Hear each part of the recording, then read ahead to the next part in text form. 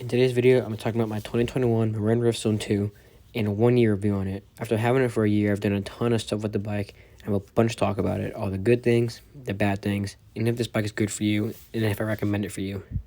So I bought this bike for $2,050, but on Marin's website, it's $2,350. Either way, it's a great deal for a bike that comes with great components. It is a legit full suspension mountain bike. It is a great way to upgrade your old bike that might have been a budget hardtail like my case was. So a quick rundown on some of the main components in this bike. It has 130mm RockShox Recon in the front and 125mm RockShox Super Deluxe R in the rear.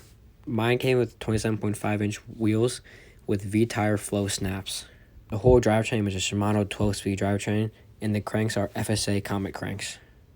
The bike comes with Shimano BR MT200 brakes with 180mm rotors to front and rear. Has 780mm Marin handlebars with a 35mm Marin stem, and it also comes with a 150mm Transx chopper seat post. So with all those components, most of them are really good, but there are a few components in the bike that I'm not too fond on. The first one's a little of a nitpick, but the chopper post lever is kind of hard to use, especially when it's cold out. It gets very stiff and hard to use. The main problem I had was the brakes. They were not super powerful, and after a while they got all jacked up, and after a couple months of using them, I had to upgrade them, which I'll talk more about later. And finally is the rear shock. Although it's not bad at all, there is no lockout, and it feels decent, but compared to other rear shocks I've seen and felt, it's not the greatest. So I would like to upgrade that in the future, but it's definitely the most minor nitpick of all the components in the bike.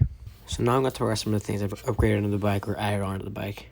So the main upgrade I've done on my bike is I've added new brakes. I put on 4-piston Shimano Duo brakes along with Shimano Duo rotors, and they've done me wonders.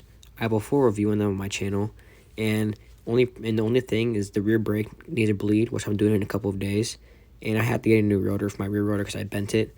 But besides that, they perform super well, and I'm not planning on changing them at all in the near future. Another thing I've upgraded on the bike is the tires.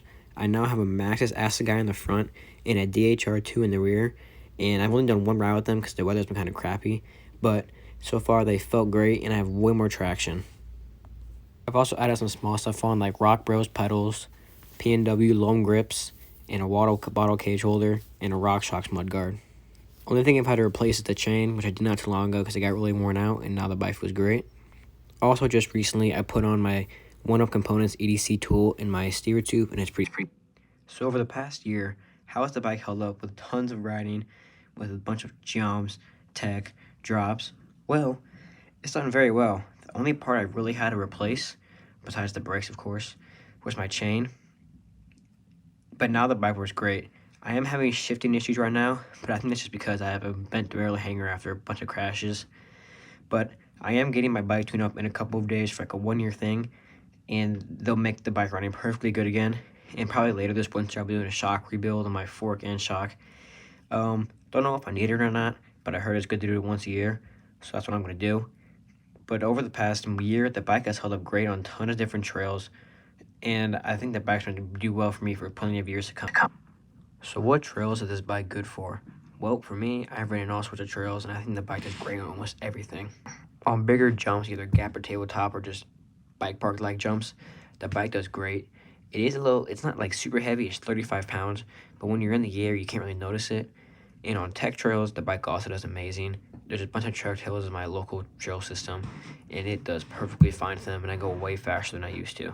For climbing and pedaling, the bike does pretty good. There's quite a bit of bobbing in the rear because of the rear shock, you can't lock it out. But I did a couple XC races / trail races this year, and I did pretty good in the races, and the bike did great in them, and I felt great in them. And I'm sure this bike can take it even more. I'm planning on wanting to do some enduro races next year, I guess this year, and I'm sure if I took this place to a lift access downhill park, it would perform great. So after 1 year of winning my 2021 Marin Rift Zone 2, all I can say is that it's been perfect for me. Very little things have been needed to change, and as long as you take some good service to it and upgrade the parts that either you want or the parts that need to be upgraded, like the brakes for example, then this bike will do great for you for years. And I'm planning on keeping this bike for as long as I possibly can. I absolutely love it. I can't wait to take it to more places like Bentonville and other places across the country to ride and to progress, and hopefully I can become a great rider one day, and this will be the main reason why. For $2,350 on Marin's website, this bike is a great deal for all the amazing components that you get and the capability of upgrading on pretty much every single part. You can also get the bike in 29-inch wheels, and it also comes in sizes small to extra large. So pretty much anyone, no matter how old or young or how tall or little you are, you can get this bike and shred it. So thank you guys so much for watching this video. Hope you guys enjoyed, and hopefully it made you guys get inspired, or at least consider thinking about getting the Marin Rift Zone 2. Don't forget to like and subscribe, and leave a comment down below what you thought of this review, and I'll see you on the next one. Bye.